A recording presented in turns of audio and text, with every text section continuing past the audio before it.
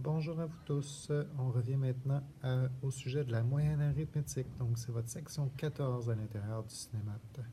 Je vais commencer tout de suite par vous montrer justement la page qu'il y a à l'intérieur et on va parler je vais vous montrer un exemple concret que vous pourriez utiliser à même la classe avec vos résultats de récitation, par exemple, quelque chose qui pourrait ressembler à ça.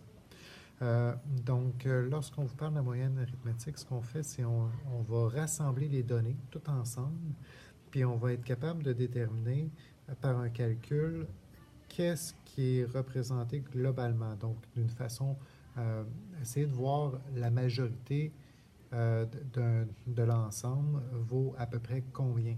Donc, c'est comme de se rassembler puis à ce moment-là, de voir c'est c'est quoi le résultat qui serait le plus représentatif. Donc, allons voir quelque chose de concret, là, parce que lorsqu'on le dit en mots, là, des fois, c'est pas super clair. Donc, il y a vraiment deux étapes à faire. La première étape, c'est de prendre toutes ces données, les assembler ensemble, puis par la suite, de les diviser par le nombre de données que tu as. Fait qu'ici, dans notre exemple, on a 1, 2, 3, 4, 5, 6 données. Fait qu'il faudrait diviser par 6, puis la réponse que ça nous donne, ben, c'est la moyenne. Et voilà. Donc, c'est comme ça qu'on va procéder. C'est assez simple, selon moi. C'est vraiment la technique que tu exécutes, ça te donne une réponse, puis tu l'utilises par la suite. Tu peux l'interpréter. Donc, je vais juste tout enlever ça, puis on va s'en aller avec un exemple concret. Euh, je pense qu'on peut se débarrasser de la page qu'il y a là. Puis ce que je vais faire, je vais aussi aller faire ça comme ça. On va se donner un exemple. Admettons, moi, je veux savoir mes récitations dans les 5 dernières semaines ont valu combien.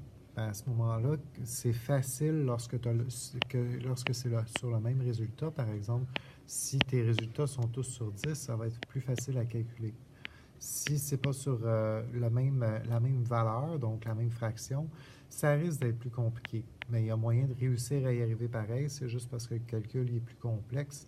Puis si jamais tu veux réussir à le faire toi aussi par rapport concrètement, là, par rapport à tes propres résultats de récitation, ben je te montrerai par la suite. Fait que là, admettons, dans ma première récitation, j'ai eu 7. Dans ma deuxième, j'ai eu 9. Dans ma troisième, j'ai eu 4 parce que j'avais vraiment pas étudié.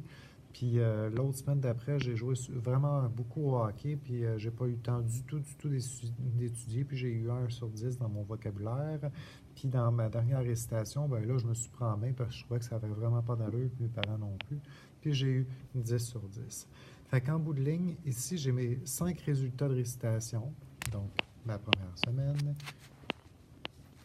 la deuxième, la troisième, la quatrième, la cinquième. Donc, ici, lorsque je veux rassembler tout ça, bien, je prends mes résultats. Fait que j'ai 7. Puis là, puisque c'est sur 10, là, mes résultats, bien, ça, là, cette partie-là, là, c'est important de ne pas les prendre. Je vais juste changer de couleur pour se débarrasser de ça. Donc, cette partie-là, bien, ça, c'est ma valeur totale de combien ce que valait chacune de mes récitations. Ici, je ne m'en préoccupe pas. Moi, ce qui m'intéresse, c'est d'utiliser mes résultats que j'ai eus en bout de ligne. Donc, là, je te parlais qu'il y avait eu le 7 de la première semaine. Oups, c'est pas tout à fait la même couleur, mais on n'en fera pas de cas. Le 9, je vais additionner le 4, le 1 et le 10. Donc, lorsque je prends chacun de mes résultats ici, donc 7 plus 9 plus 4 plus 1 plus 10, ça me donne quoi? Bien, en bout de ligne, je vais le reprendre un peu différemment pour que ça soit plus facile à compter. 10 plus 1, ça me donne 11. Plus 9, ça me donne 20. Ensuite, plus 7, ça me donne 27. Plus 4, ça va me donner 31. Donc, j'ai eu 31 au total dans mes 5 semaines. Et combien est-ce que j'avais de résultats en tout? J'en avais 5. Regardez. 1, 2, 3, 4, 5 résultats. Donc, je divise par 5. Donc, 31 divisé par 5, bien là, ça n'arrivera pas juste. Hein? Parce que 30 divisé par 5, ça donne 6. Donc, si je fais mon algorithme de division pour être sûr de ne pas manquer mon coup, 5 à l'intérieur de de 3, c'est pas possible, donc je vais prendre vraiment le 31, là. Ici, je fais 6 fois 6, ça va me donner 30. Je vais faire ma soustraction, il va me rester 1. J'ai une virgule, je la switch de bord, je l'enlève, j'ai des zéros, je peux les descendre. Puis là, à ce moment-là, 10. 5 à l'intérieur de 10, ouais, ça se peut, fois 2. Et ça me donne 10 que je soustrais, il me reste 0, j'ai plus rien. Fait qu'en bout de ligne, ici, ma moyenne de mes 5 semaines était de 6,2 sur 10. Donc, j'ai passé, Yahoo! Donc, vous comprenez, c'est un exemple. Si je vais donner un autre exemple. Admettons, je regarde la température à l'extérieur, puis là, on est au printemps, là, ça va être plus facile de calculer avec des nombres entiers positifs et non négatifs. Donc, ce que je vais faire, c'est, admettons, il a fait 8 la première journée. Puis là, je vais regarder pour la semaine au complet. Fait que je vais avoir 7 résultats. Ça, c'est mon lundi. Ensuite, le mardi, qu'est-ce que je vais avoir? Admettons, il a fait 10. Le mercredi, ben, il a fait un petit peu plus froid. Donc, il est arrivé, admettons, à 5. Ensuite, on est au printemps, bien entendu. Là, vous comprenez l'idée. Donc, le jeudi, je ne sais pas moi, il y a eu 12. Ça rebondit un peu. Vendredi, 8 encore. Puis samedi, on a eu, je ne sais pas moi, 7. Puis, je ne sais pas moi, 6 pour dimanche. Là, j'y suis allé bien au hasard. Fait que c'est un peu dangereux. On va y voir un peu qu'est-ce qui arrive. Fait que comme tout à l'heure, ce que je prends, c'est tout ça, je l'additionne ensemble. Qu'est-ce que ça donne? Donc, 10 plus 8, ça me donne 18, plus 12, ça me donnerait 30. Donc, ensuite, 38. 38 plus 5. Ben là, vous voyez que je vais dans le désordre parce que ça se compte plus vite, là. Donc, 43 plus 7, ça me donne 50, puis ensuite 56. J'espère que je n'ai pas fait de faute. Quand je le fais mentalement comme ça, des fois, on peut passer tout droit. Donc, admettons que ça m'a donné 56. Peu importe le résultat ici, c'est pour comprendre la technique que je le fais. Donc, j'ai additionné tout ça ensemble. Vous avez compris l'idée.